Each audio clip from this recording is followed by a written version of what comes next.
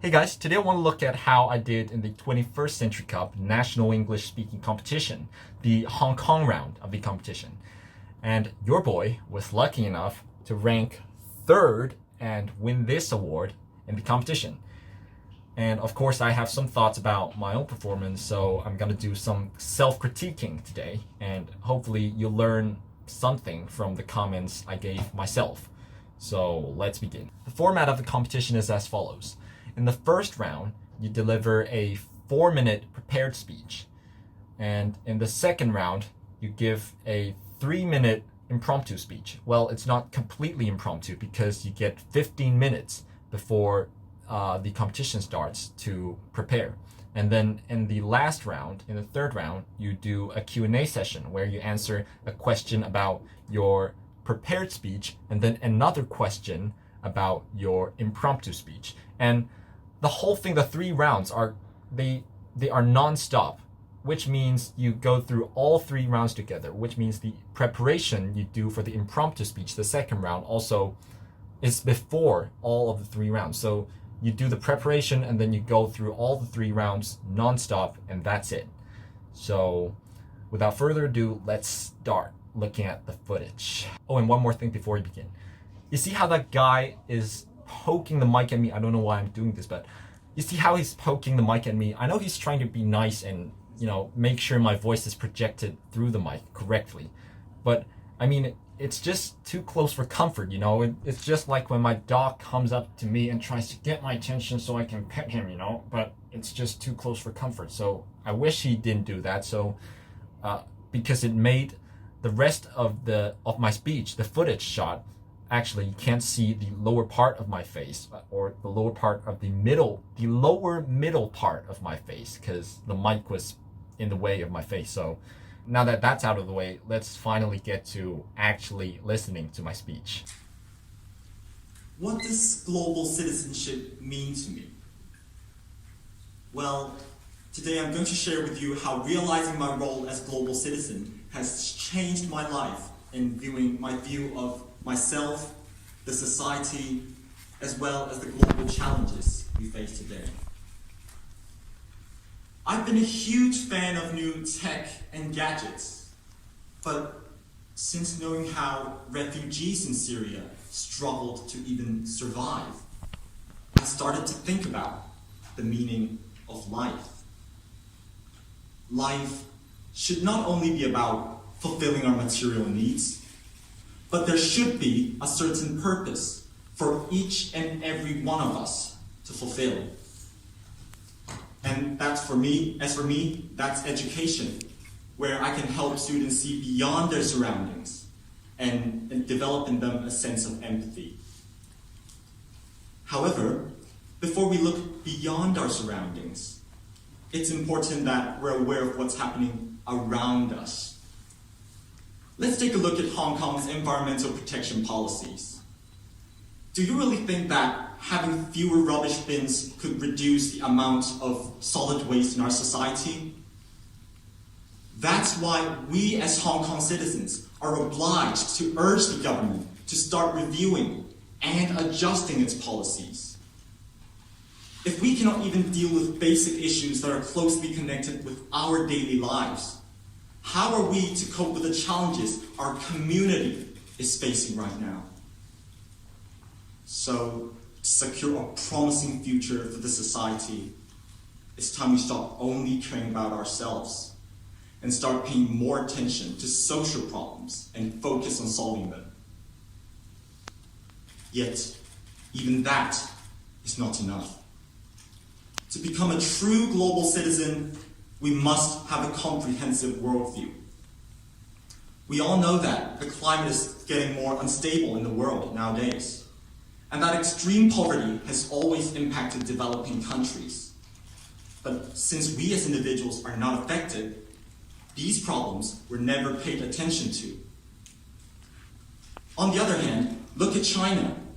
It has been diligently promoting the use of electric vehicles and the plan of Belt and Road Initiative to save the environment and to eliminate poverty. If we join hands with millions of other comrades in our country and beyond, more world leaders might start to pay more attention to similar issues in their countries. Together, the power of unity will be unstoppable. Yes, global citizenship has reminded me of my responsibility. That is, to reduce the suffering in the world. But I cannot do this all alone. The power of one 18-year-old Hong Kong student may seem little. But what about the concerted efforts of the millions of youngsters from Hong Kong, China, and the entire world? That's what it takes to make a difference. Global citizenship introduces endless possibilities for the future, and it truly makes this world a better place. I'm a global citizen. Are you? Thank you. So I'm not going to play the whole thing because that's just going to bore you. Instead, I'm going to tell you straight away what I'll be talking about because I wrote the speech myself, so I know what I'm going to talk about. My speech is a 3-part speech, and in the 3 parts, I talk about what global citizenship means to me from a personal perspective, and then from an interpersonal perspective, like in Hong Kong, what does global citizenship means to me, and then finally at a national, global perspective, China and beyond. In China and beyond, what does global citizenship means to me? And my thoughts on my performance after I rewatched the video was that I now understand why the judges ranked me 3rd instead of 1st or 2nd. And that's because the problem is my speech sounded like a canned one. Sounded like a canned speech. And what that means is that it sounded as if it were prepared. It was simply recited from memory.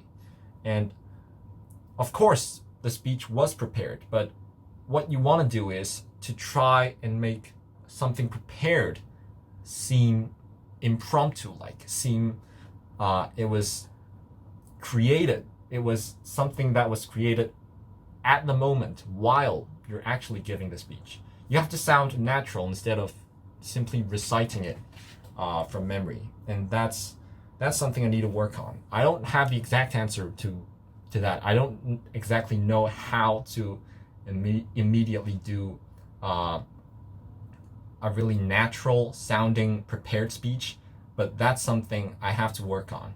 Speech, you chose question number 4. The high cost of living in big cities around the world is driving many young people in these cities to reduce consumption, stay single, have no children, and not to buy a house or an apartment. How will this affect the society? Do you plan to find a job in a big city despite all these problems? You can start now. London, New York, Paris. Do these cities mean anything to you? That's right. They're big cities, and people are wanting to live in them. Many people are wanting to live in them nowadays. But why? With the many problems people experience when living in these cities. So I think a huge reason people opt for living in these cities is that they feel that they have a higher status than their friends, their family, anyone who are not living in these cities. But so why do they live in these cities with so many problems? Problems like, first of all, many people, because they live in such a competitive environment in such a big city, they miss a lot of their dreams. They aren't able to chase and go after their dreams. Dreams like staying in a relationship, and staying in a relationship, without staying in a relationship, they miss the privilege of being to sustain a relationship with their family. And I think their interpersonal, the ability to interact with other people as a result is hampered. And also dreams like starting a huge business, because they have to just they have to work so hard to just make ends meet. They are never able to make those dreams come true. But still, I would go for living in such a big city in the future. And you might ask, why? Well, that's because life is meant to be challenging. If life isn't challenging, then what you're doing is probably a waste of time. And that's my belief. And so, in face of failures, of adversity, I think those are the things that make me stronger. And anyone who lives in a city who experiences those problems as well. Problems like perhaps not being able to have any friends or family nearby. I think we can overcome these challenges by opening ourselves and not staying close-minded. We should never be afraid of the new things and opportunities that come into our lives, because when things seem challenging, we can actually, with a change of mindset, change the way we view that thing, the challenge, and overcome it. And I think with problems like no friends or family or support, the way we can overcome it is by learning to open ourselves and interact with people more. And as for the second thing, I think it's crucial, of course, to have self-belief in yourself. And that's why, even though, despite all the problems and challenges I might face in big cities, I would try to live there. Thank you. For my impromptu speech and my Q&A session, I'm thinking about playing the entire clip because that is something that is really created on the spot.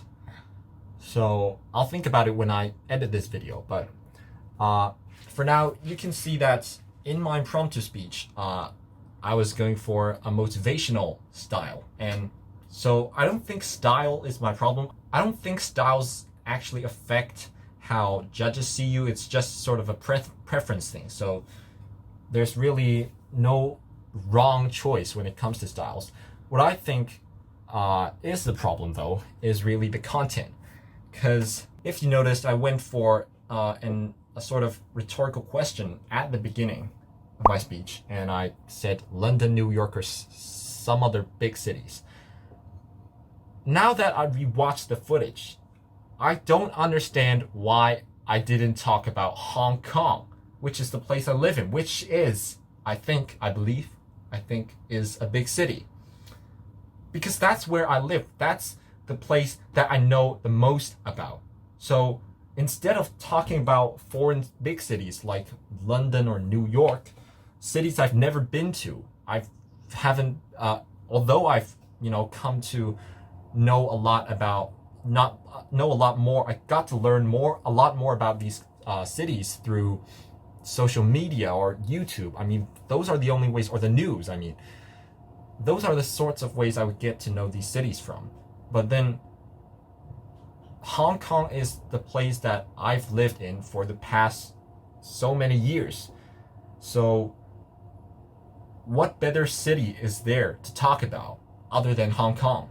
So if I were to talk about Hong Kong, I think I would sound a lot more genuine. My arguments would actually sound more convincing, instead of just babbling about some other cities I don't know a lot about. So, I mean, that could and should have been what I have talked about in my speech, Hong Kong.